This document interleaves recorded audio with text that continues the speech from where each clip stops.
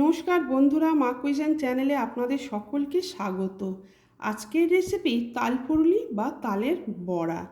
এই তালের বড়া আমি কিভাবে তৈরি করলাম সেই রেসিপিটাই আজ আমি আপনাদের সাথে শেয়ার করছি। এখানে একটা গোটা তালটা চেঁচে নিয়েছি।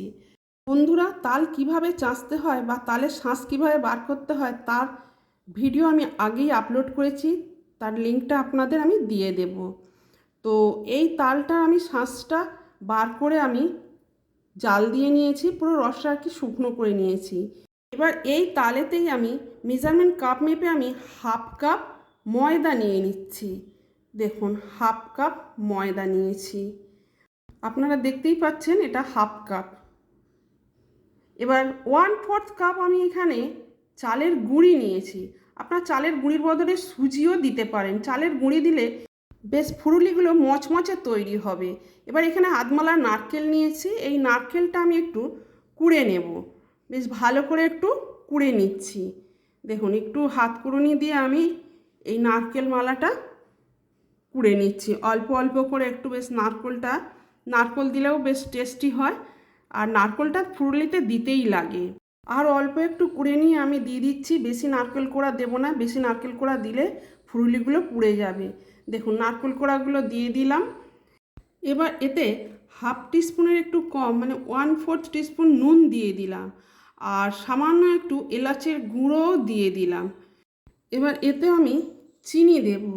চিনিটা আপনাদের স্বাদ অনুসারে দেবেন। আমি এতে বড় চামচে 3 চামচ চিনি দিচ্ছি, কেন তালের একটা নিজস্ব মিষ্টতা আছে, নারকেলেরও মিষ্টতা আছে, তাই আমি বেশি এতে চিনি দিলাম না। বড় চামচে 3 চামচ আমি চিনি দিলাম। এবার এটা ভালো করে আমি একটু মেখে নেব। বন্ধুরা, আমাদের সোশ্যাল মিডিয়ার সাথে কানেক্টেড হতে গেলে ডেসক্রিপশন বক্সে দেওয়া লিঙ্কগুলিতে গিয়ে পেজগুলি ফলো করে দেবেন। দেখুন আমি কিভাবে এই ফুরুলির ব্যাটারটা তৈরি করে নিচ্ছি। এইভাবে একটু হাত দিয়ে চটকে মেখে নেবেন। দেখুন, মাখাটা একটু বেশ ভালোভাবে তৈরি করে নিতে হবে, আর ব্যাটারটা একটু পাতলা তৈরি করতে হবে। তার জন্য আপনারা সামান্য একটু জলও দিতে পারেন। দেখুন, আমি এখানে জলের বদলে সামান্য একটু দুধ ইউজ করলাম। দেখুন কি সুন্দর মাখাটা তৈরি হচ্ছে। দেখুন, ফুরুলির ব্যাটার পুরো তৈরি হয়ে এসেছে। এইভাবে আমি তাল ফুরুলির ব্যাটারটা আমি তৈরি করে নিলাম। দেখুন, তাহলে বন্ধুরা, এখানে তাল ফুরুলির ব্যাটারও পুরো রেডি হয়ে গেল। এবার এদিকে আমি ওভেনে একটা কড়া গরম করতে দিলাম। ফুরুলি ভাজার জন্য কড়াতে আমি তেল দিয়ে দিচ্ছি। ফুরুলিগুলো আমি সর্ষের তেলেই ভাজবো, আপনারা চাইলে সাদা তেলও ইউজ করতে পারেন। আমি এখানে সর্ষের তেল দিয়ে দিলাম। তেলটা গরম হয়ে গেছে, মানে ফুরুলি ভাজার জন্য তেলটা রেডি হয়ে গেছে। এখানে ব্যাটারও রেডি। এবার এই ব্যাটারটা আমি হাতে করে নিয়ে অল্প অল্প করে বড়ার আকারে আমি এই তেলেতে ছেড়ে দিচ্ছি। দেখুন, ঠিক এইভাবে একটা একটা করে এই বড়াগুলো ছেড়ে দিতে হবে।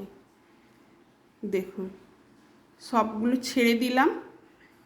এবার গ্যাসটা মিডিয়াম ফ্লেমে দিয়ে আর বড়াগুলো ভাজতে হবে। এবার একটু উল্টে পাল্টে দিলে পরেই এই বড়াগুলো গোল হয়ে যাবে। আপনারা প্রথমে দেখছিলেন একটু আঁকা বাঁকা টাইপের, এবার দেখুন একটু উল্টে পাল্টে দিলেই বড়াগুলো গোল হয়ে যাচ্ছে। দেখুন কি সুন্দর লালচে হয়ে এসেছে।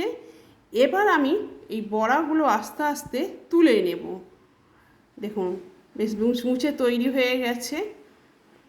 এবার আমি তুলে নিচ্ছি। ঠিক এইভাবে আমি সব বড়াগুলো আমি তুলে নিচ্ছি। দেখুন, তুলে নিলাম। আবারও আমি ঠিক ওই একই প্রসেসে এই বড়াগুলো ঠিক এই একটা একটা করে তেলেতে আমি ছেড়ে দিচ্ছি। তেলেতে এইভাবে ছাড়বো আর একটু উল্টে পাল্টে ভেজে নিয়ে ফুরুলিগুলো তৈরি করে নেব। এইভাবে আমি সব ফুরুলিগুলো তৈরি করে নিলাম। দেখুন বন্ধুরা, কি সুন্দর ফুরুলিগুলো তৈরি হয়েছে। আপনারাও বাড়িতে এইভাবে এই একই পদ্ধতিতে তালের ফুরুলি তৈরি করুন। বন্ধুরা, আজকের এই রেসিপি আপনাদের কেমন লাগলো কমেন্ট করে জানাবেন। যদি আজকের এই রেসিপি আপনাদের ভালো লাগে তাহলে একটা লাইক অবশ্যই করবেন, পারলে শেয়ারও করতে পারেন।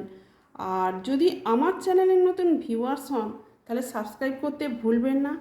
আর পরবর্তী রেসিপির নোটিফিকেশান পাওয়ার জন্য বেল আইকনটা অবশ্যই প্রেস করবেন। সুস্থ থাকুন, ভালো থাকুন, ধন্যবাদ।